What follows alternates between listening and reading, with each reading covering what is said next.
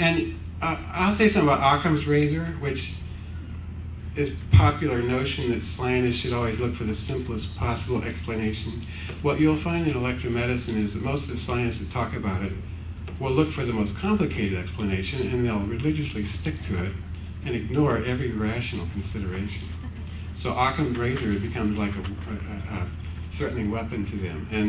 And for a person that wants to know the truth or wants to be empowered by simple truths, it's good to ignore academia sometimes. And I guarantee you, the real scientists who work for corporate and for the CIA, they ignore academia. And they're getting results. Not very nice ones, but, that's real science. So what about the orgonite? Let's talk about that. You want to talk about that, girl? Here's Okay. The orgonite in the zapper, the main reason we put the orgonite in there is because it absorbs any kind of negative or disharmonious energy in the body so that the body can heal. It's mainly helps the body heal on a cellular level because everything else kind of melts away. So it just makes it that much easier. And the magnet is wrapped around, or it's inside of a Mobius coil, which creates chaotic energy. The Mobius coil does. But we've put a perimeter wire around there and what that does is it contains that chaotic energy, and the neodymium magnet in there forces that energy into the body. So that's why when people put the zapper on, the first thing they notice is that they feel energized, they feel an up. Well, it's because of the subtle energy devices that are instilled into the zapper. That's what helps, and those are mainly to help the body heal. The circuit and the voltage that goes into the body kills all the parasites and viruses and bacteria that's in the body, but all the subtle energy devices inside there help the body to heal after that's done. So it feels really good. It not only heals the body, but it just feels really good. That's okay. We got some questions out there. Let's go. Someone who's not asked a question this whole weekend. Somebody brand new. Okay, you. Yeah, could you maybe speak about the genesis of Orgone technology and maybe what turned you into or tuned you into Wilhelm Reich in the first place? Oh, thanks a lot. He asked about how did Orgone technology get started and what got me into it, or us into it, really. Well, Wilhelm Reich was the first scientist to quantify this ether and to do experimental work with it and to produce results. And he started that in 1935 after his mentor, Sigmund Freud, blackballed him from the psychiatric community. And the reason Freud did that was because Wilhelm Reich kept healing people who had mental illness. And the way he did that, he would convince them to start having sex with their mates again. They'd stop being angry, stop being depressed, and they quit coming back to the psychiatrist. And that infuriated Freud. So he couldn't practice medicine in Europe, so he became a biologist. And he couldn't do anything in Austria or Germany because he was hated so much by all the shrinks there. So he went to Denmark, started his biology experiments, and I'll keep it kind of short, but he heated up some beach sand to incandescence because he had a feeling that life generated itself from nothing. He just had a feeling about that. He wanted to prove it. So he took some beach sand from the beach in Denmark, heated up red hot, put it in a sealed container so there was no outside contaminants, and let it cool. And when it was cool, he put some of the sand under a microscope, and it was teeming with life, with microorganisms. Now, Chad had mentioned pleomorphosis last night, and I so much wanted to comment on some of these great things our guys were saying, but Royal Raymond Rife invented a microscope that could see viruses. It was better than the electron microscope. It was suppressed by the government. He was blackballed, but he produced a huge amount of work. So a lot of frequency discussion that electromedicine people use is from him, mostly plagiarized. And his stuff is the real stuff. If you go to him, you're going to really see some cool stuff. But he filmed viruses changing into bacteria, and vice versa, fungi. And each one of these organisms, with his microscope, it showed the energy field around it. It was a blue Orgone field. He didn't call it that. A lot of people who research this call it by different names, and it's confusing.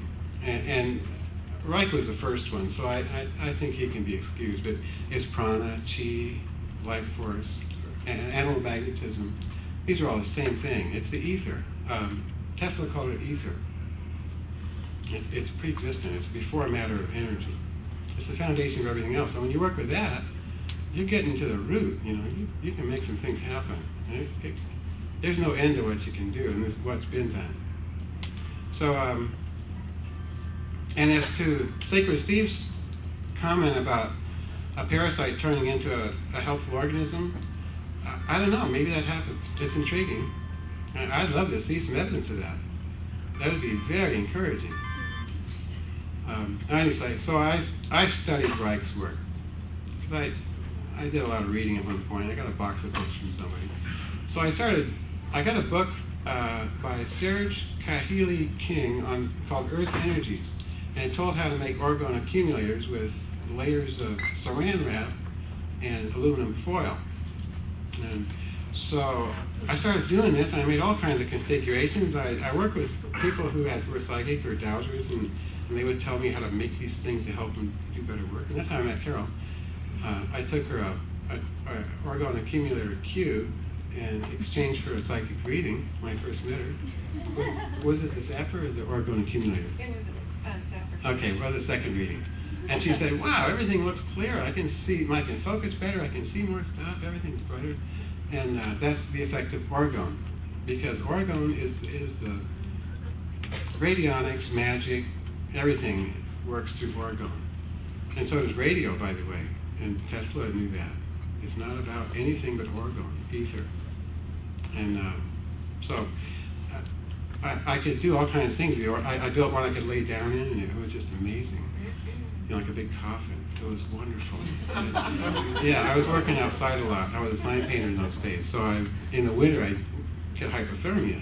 I lay down in this thing in 10 minutes, I was sweating. But I was sweating, I was hot from the inside out, like a microwave oven or something. But it's entirely harmless. Okay, in 1998, one of my Zapper customers emailed me, and he was pretty mad because he sent Carl Welts $500 for a little block of material that was only made of resin and metal particles. He was furious. You know, he wanted his money back. And I thought, oh, this is interesting. I want to try that. So I made some molds, and I had my daughter was psychic. She was living with me at the time. And I asked her to look at the energy and tell me what she saw. And she saw this huge, blasted out field of blue energy from this thing, much bigger than an orgone accumulator. And so I thought, well, what if I put a crystal in here? So I put a crystal in another one, and she saw the energy shooting out the crystals. And when I pointed it at things, it would affect whatever I pointed it at. And so that was another seminal discovery. And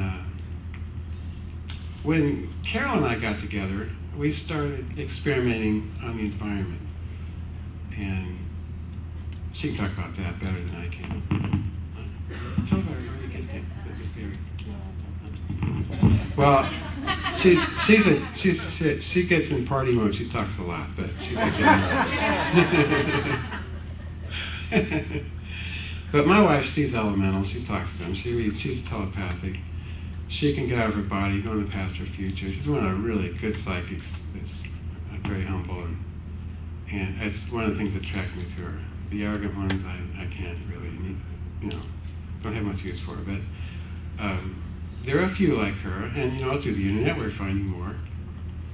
And when you get some humble psychics together who will work together, there's an awful lot you can do to make the world better. So these discoveries are so huge, and all of us that do this, there are thousands of us that do this stuff.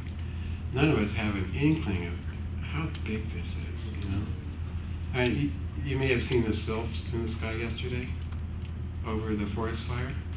Okay? Sylphs haven't been seen since before radio, since about the time when radio was invented, early 1900s. What are sylphs? All right. Sylphs they're cloud forms that look like angels.